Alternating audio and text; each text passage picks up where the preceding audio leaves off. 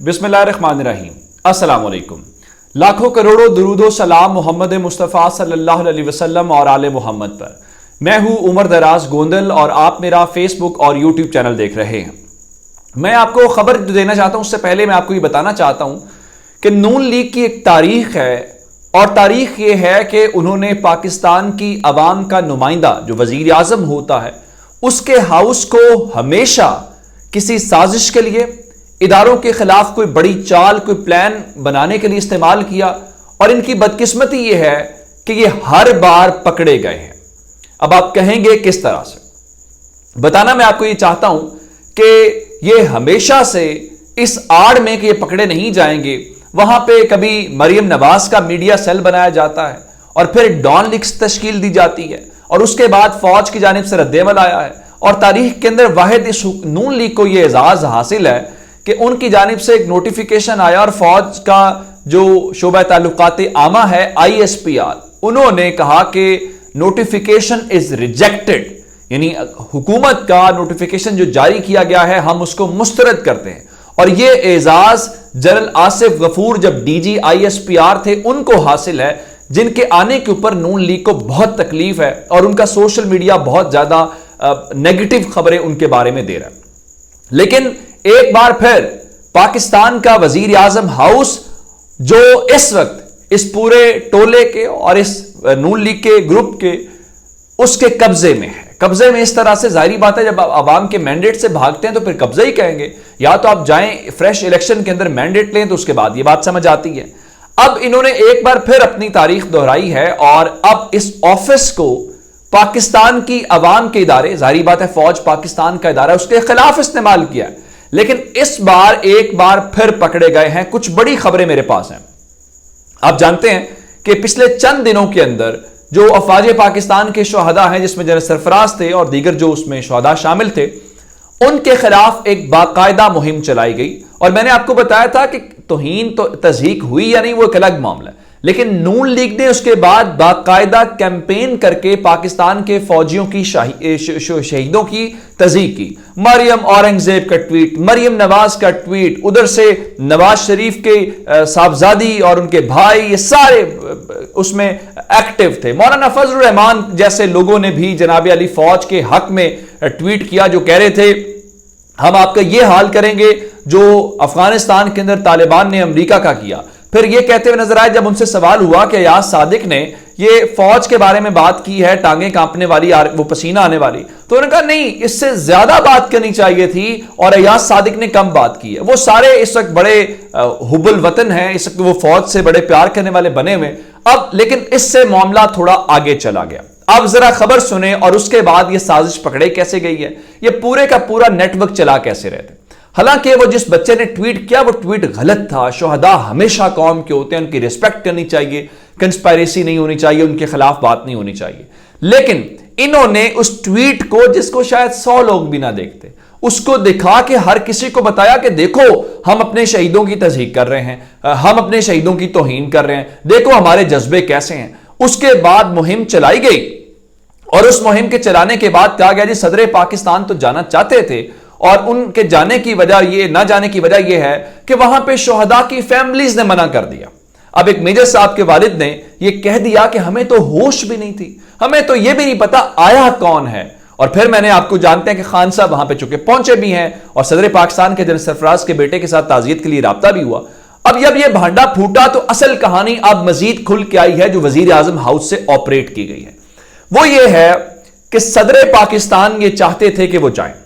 अब प्रोटोकॉल ये कहता है कि अगर सदर पाकिस्तान कहीं पे जाना चाहते हैं तो पार्लिमानी निजाम के तहत वो वजीर आजम हाउस को इन्फॉर्म करते हैं और जो वजीर आजम का ऑफिस होता है उनकी मूवमेंट से मुतल्लिक जो इंतजामात, जो उनका प्रोटोकॉल है उसके मुतल्लिक तय करता है।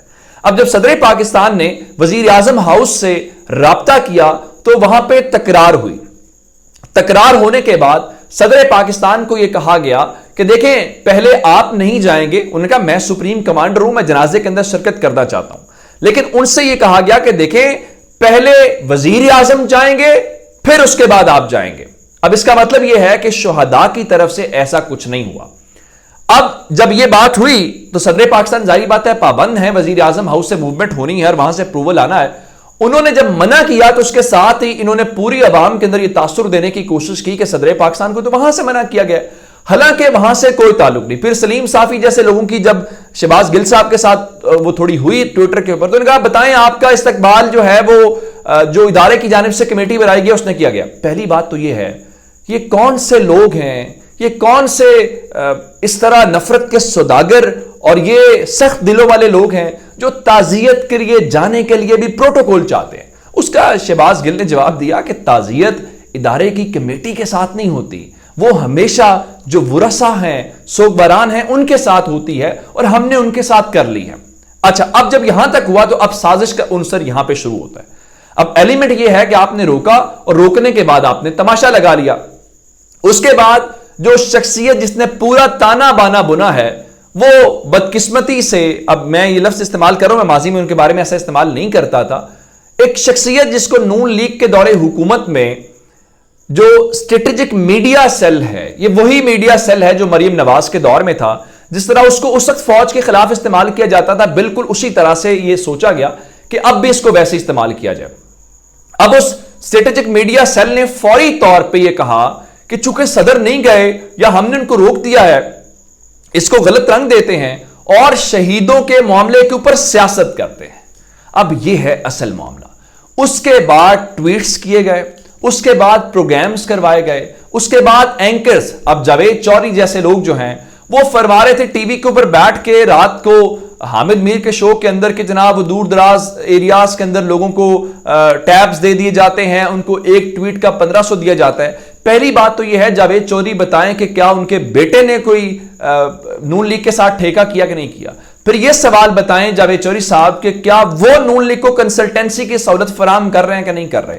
یعنی آپ کسی کے اوپر کیچڑ اچھالنے سے پہلے اپنے گریبان میں تو جھانکے۔ اب یہاں تک بات ہوئی، جس شخصیت کا میں بتانا چاہ رہا ہوں اسٹریٹجک میڈیا سیل، اس کے سربراہ ہیں فہد حسین۔ یہ سابقہ صحافی ہیں، ڈان کے ریزیڈنٹ ایڈیٹر رہے، ٹی وی کے اوپر شو کرتے رہے، ایکسپریس نیوز کے اندر مجھے ان سے ملنے کا اتفاق ہوا، ایسا نہیں ہے کہ میں ان سے ملا نہیں ہوں، ان کو میں جانتا نہیں ہوں، لیکن انہوں نے یہ سارے کا سارا پلان ترتیب دیا۔ جب پلان ترتیب دیا اب یہ سارا بھانڈا پھوٹ گیا ہے، اور یہ جب بھانڈا پھوٹا ہے، اور یہ بھانڈا پھوڑا کس نے ہے؟ یہ بھانڈا پھوڑا ہے ARY نیوز نے۔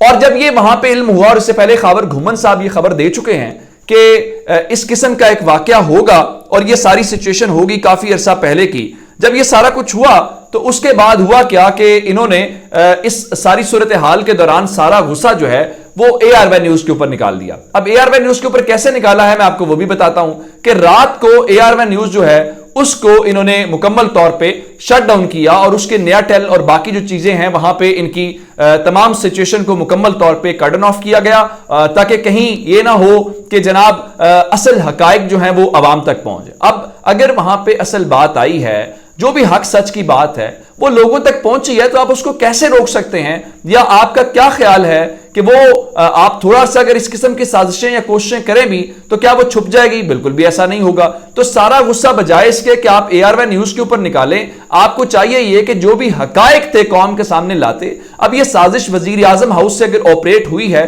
اور وزیر اعظم آفس سے یہ سارا کچھ ہوا ہے، تو اس کا مطلب یہ ہے کہ آپ کو یہ سارا کام اب کرنا پڑے گا اور آپ کو اس کا جواب دینا پڑے گا۔ اب یہ لائٹ چونکہ روم میں موجود ہوں تو آپ کو پتہ ہی ہے آج کل لوڈ شیڈنگ کا مسئلہ پھر سے انہوں نے کیا ہوا ہے، تو یہ آف ہوگی، اس کے اوپر ایک تو میں معذرت چاہتا ہوں۔ لیکن اب اس ساری صورتحال کے دوران جو میں آپ کو خبر دینا چاہتا ہوں وہ یہ ہے کہ IB اور ISI کو ذمہ داری مل گئی ہے جو ان کی پریشانی کی وجہ ہے۔ کس طرح سے IB اور ISI کو ذمہ داری اس طرح سے ملی ہے کہ جناب ان کو ٹاسک دیا گیا ہے جس میں ایک افسر IB کا ہے، ایک ISI کا ہے، کچھ جو ہیں وہ FIA کے ہیں جن کو ذمہ داری دی گئی ہے پکڑے۔ اب اس کا کھلا جائے گا وزیر اعظم ہاؤس تک، یہ ڈالنا چاہتے ہیں PTI کے اوپر، لیکن یہ کامیاب نہیں ہوں گے۔ اپنا بہت سارا خیال رکھیے گا، خدا حافظ۔